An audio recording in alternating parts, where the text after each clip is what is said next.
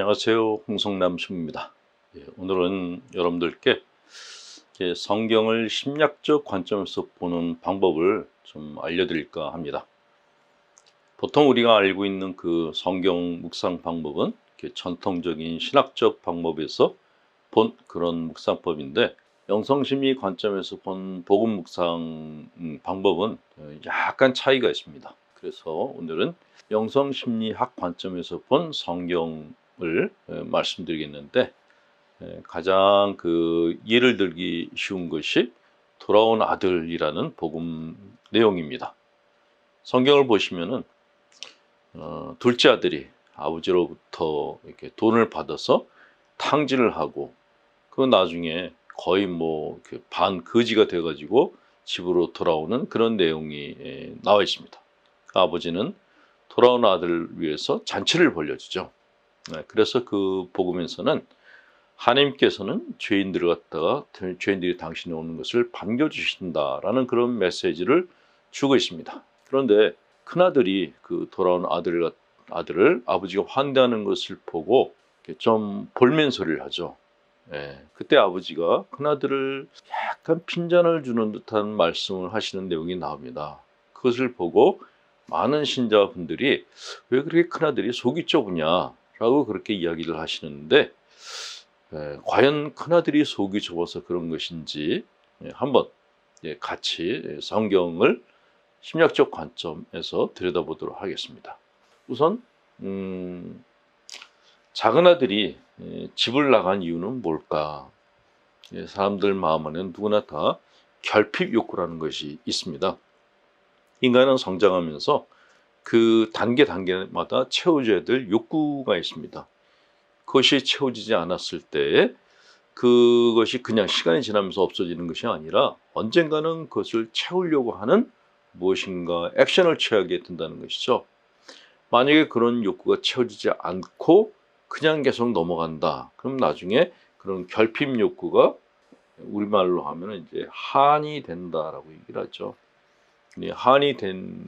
한이 많은 사람들은 인생을 건강하게 살 수가 없다고 하죠. 또 컴플렉스라는 것이 있습니다. 둘째 아들은 큰아들에 비해서 이 결핍 욕구와 컴플렉스가 굉장히 심한 사람이었습니다.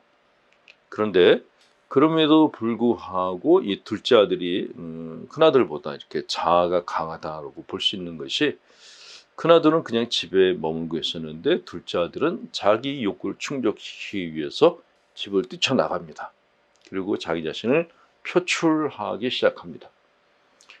작은 아들은 밖에 나가서 천당과 지옥을 맛을 봅니다. 천당이란 돈을 주고서 자기가 취할 수 있는 욕구들을 다 취하는 것이, 아주 그 천상에서 삶을 갖다 누렸던 것이죠.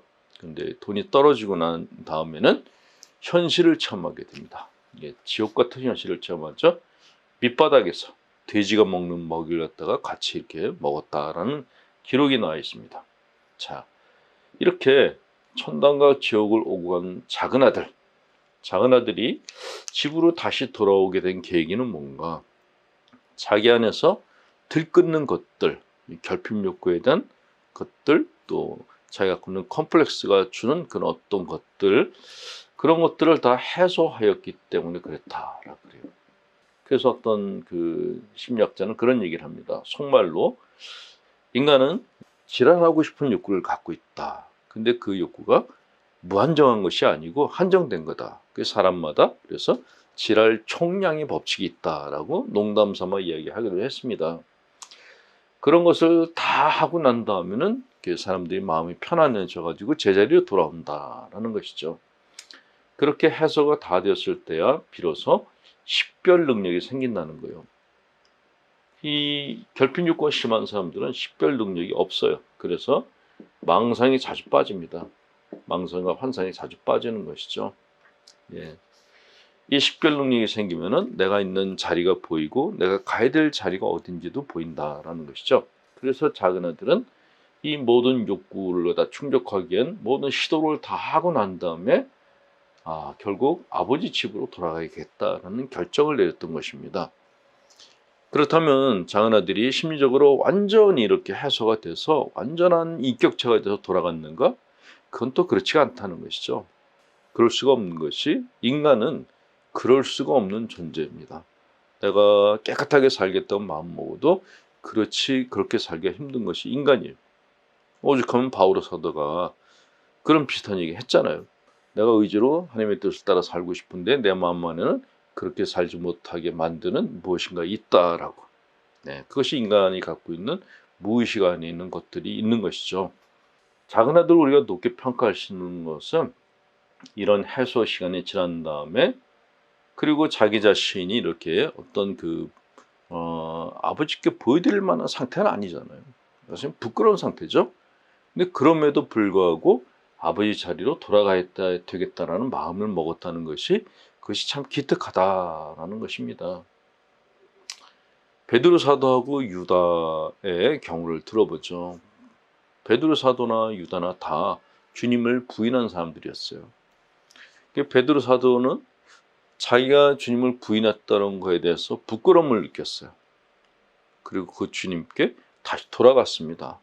완벽한 인격체로 아닙니다. 말 그대로 너덜너덜한 상태로 주님께 간 것입니다. 근데 유다는 자기 자신의 모습을 보니까 이게 참 한심해 보였어요. 주님이 보인 게 아니라 자기 자신의 한심한 모습만 보였습니다.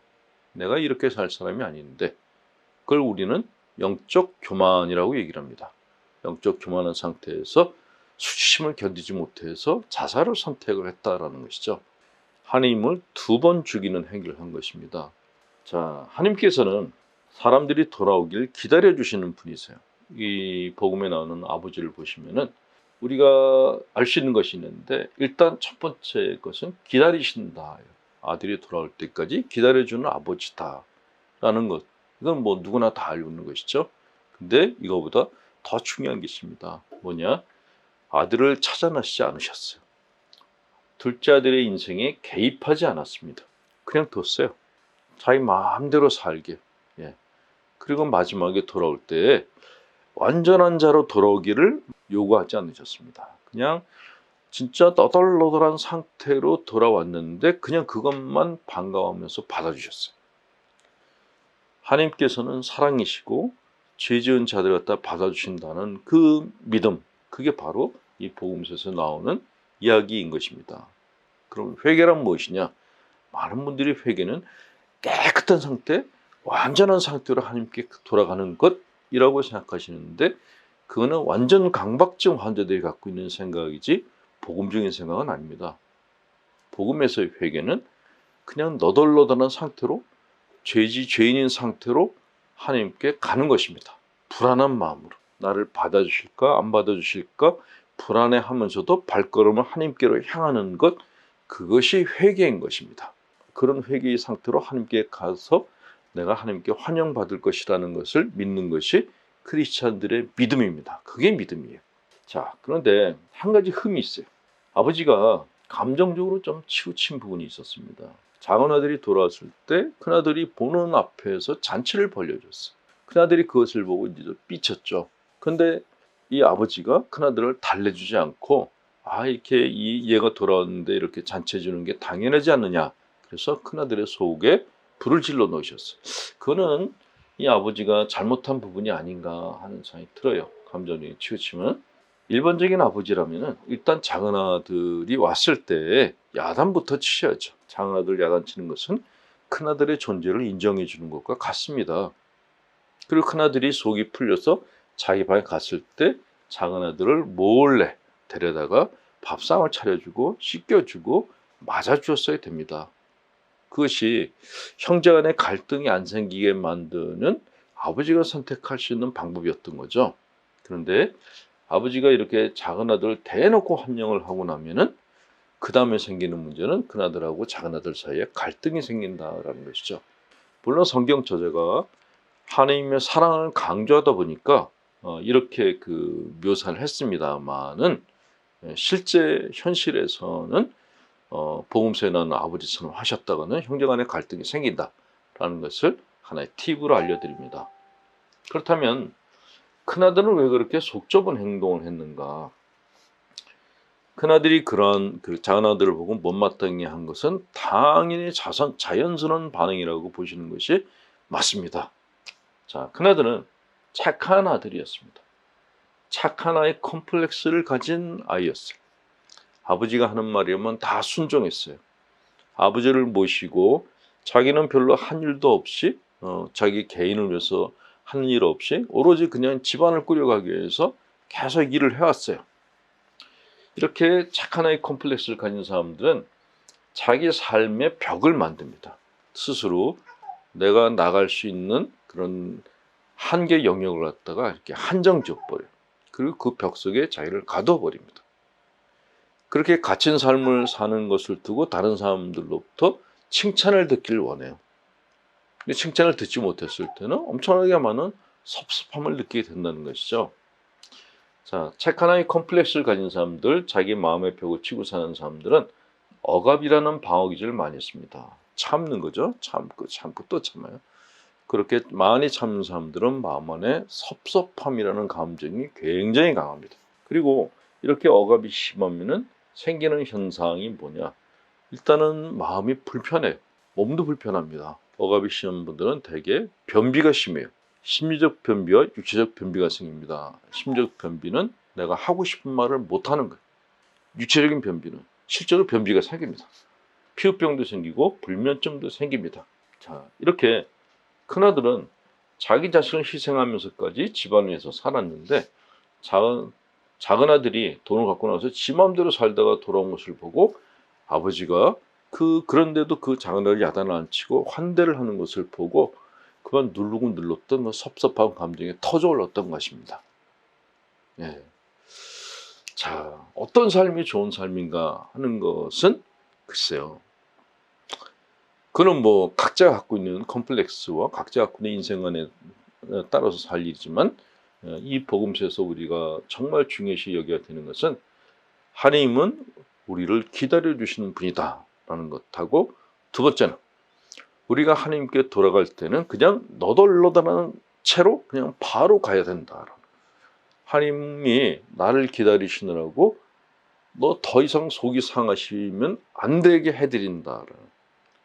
더 이상 속상하시게 해드리면 안 된다는 그런 마음가짐을 가지고 그냥 하나님께 가는 것, 이것이 진정한 의미에서 해결하는 것. 그것이 이 복음서가 주는 가장 중요한 메시지가 아닌가 하는 생각이 듭니다. 지금도 하나님께 가까이 가려면 완벽한 인격이 되어야 된다. 뭔가 이렇게 하나님 마음에 드는 충분히 마음에 드는 그런 삶을 살아야 된다라고 생각하는 분들이 계신데 그 생각 자체가 교만입니다. 인간은 그렇게 완전해질 수가 없는 존재입니다.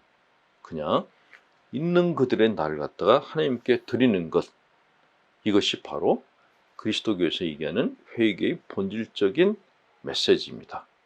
네. 건강한 하루 되십시오. 홍성남 신부였습니다.